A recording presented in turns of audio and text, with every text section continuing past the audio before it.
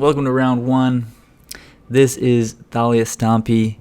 I'm K-Ponce. You can find me on Twitch, KPonceMTG, Monday, Tuesday, Friday. But this is round one here with Thalia Stompy. So here we've got a turn one Lean and Arbiter, and we're on the play. So we're going to keep this hand. This is kind of the bread and butter of this deck, is to get fast mana and play a hateful 2-drop on turn one. Opponent snap kept 7. Hopefully it's a bunch of fetch lands. So I usually play black-white Eldrazi taxes. It's a bit different than this deck in that you're not able to turbo out any of your turn one plays. Alright, so our opponent is on Mono Red Phoenix, a very popular deck right now. And the Arbiter on turn one, not very good. But this Chalice we just drew, fantastic. And I think I'm going to attack. Even though they could have a gut shot here. I think we're far enough ahead with the Chalice, which they don't have a main deck answer to, that we're going to be alright. Oh, this is just burn. Interesting.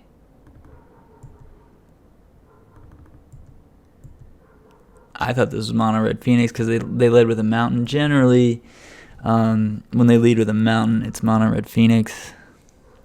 Ooh. That would have been good. So burn's going to be a little harder. I mean, Chalice is still great. We just need one more land to start smashing. But burn can definitely do more work here. It's tempting to win the Swift Spear. I just don't think it's worth it. Maybe it is. Giving them a third land could be bad. It turns on their Skewer the Critics that they may have otherwise not been able to cast. I think I'm just going to pass. Yeah.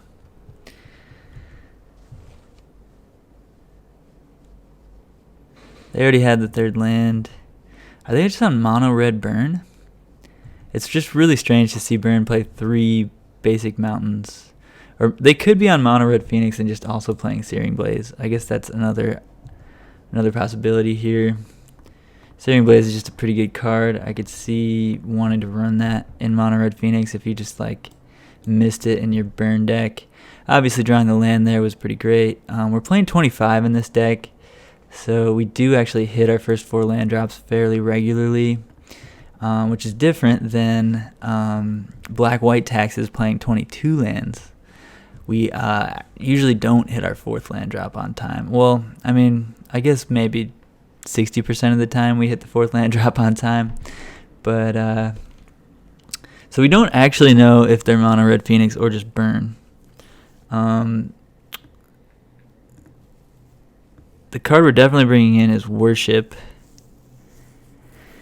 I don't love Worship as a card in general, but it's a powerful effect against burn decks and red decks in general that don't have ways to interact with enchantments. So, it's hard for them to kill Reality Smasher and Thought-Knot Seer. They can do it, but it's pretty difficult, especially difficult for Reality Smasher. So if we have a Reality Smasher in play and we have a Worship in play, they basically can't win the game, and then eventually we just kill them with either attacking, which is maybe a little hard sometimes if they have a ton of little creatures, or Displacer, blinking Thought-Knot Seer, making them draw their whole deck.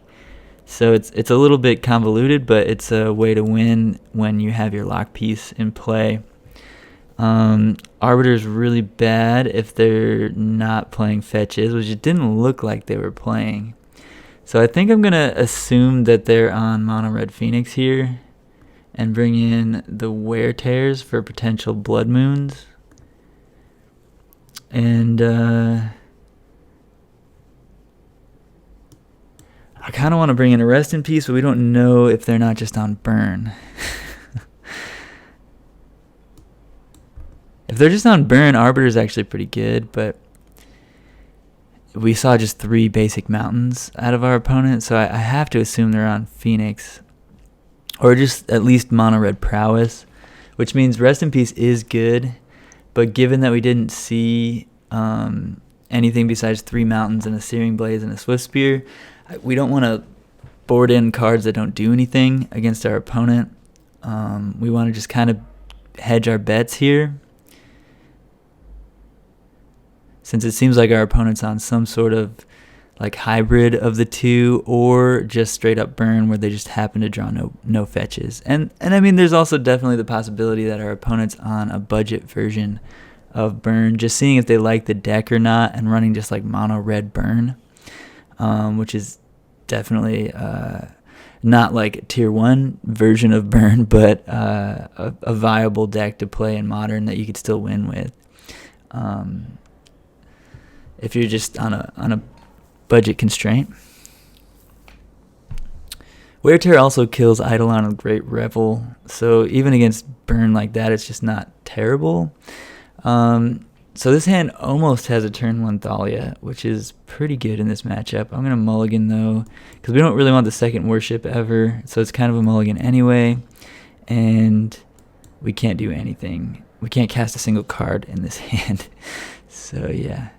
Alright, so this is a turn 1 Thalia. We can pitch the other Thalia, and we also have a Temple and a Cavern to eventually cast Reality Smasher, so we're definitely going to keep this one. I'm tempted to drop the Winds here because it costs 3, but I guess turn 2 playing Winds is reasonable if we need to, but Thalia does block most of their creatures pretty well. If they are the prowess deck, then Thalia actually doesn't block very well.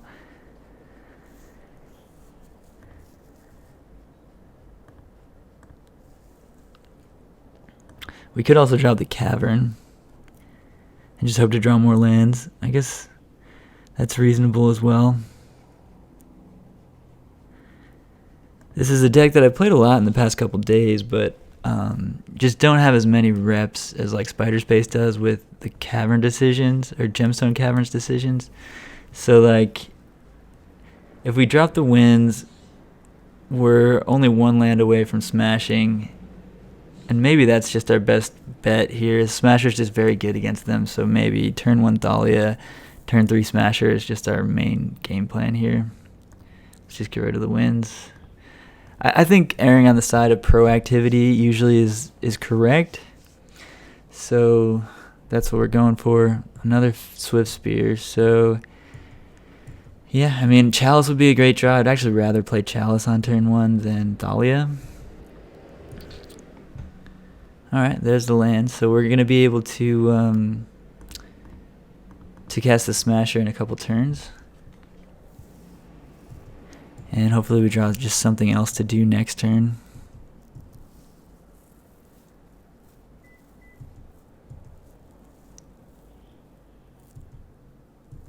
Opponent just passes the turn. Oh wow, that was a really good draw. So we hit Thought Knots here. And let's see what's up over there. Since we weren't probably going to attack into the Swift Spear anyway, it's just not a great play. Smash, Skullcrack, Skewer, Searing Blaze. Yeah, they're just mono red burn. We don't have any artifacts for them to smash, and we can just never play artifacts if we don't want to. Searing Blaze is the scariest card, and the only one that actually does anything here, so we're just going to take Searing Blaze. And now they actually can't cast any spells, so we're free to attack with the Thalia. Really good to know. That top deck was obviously best possible.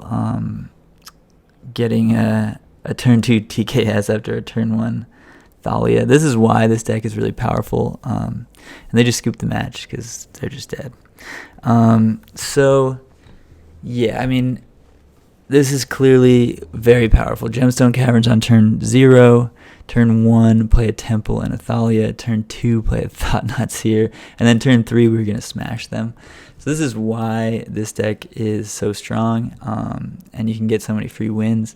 It's like free win taxes almost. It's definitely more about your mulligan and about like locking your opponent out than black-white taxes is, where you're kind of grinding with black-white taxes with your Ether Vials and things like that. But yeah, 1-0 here, beat mono red burn.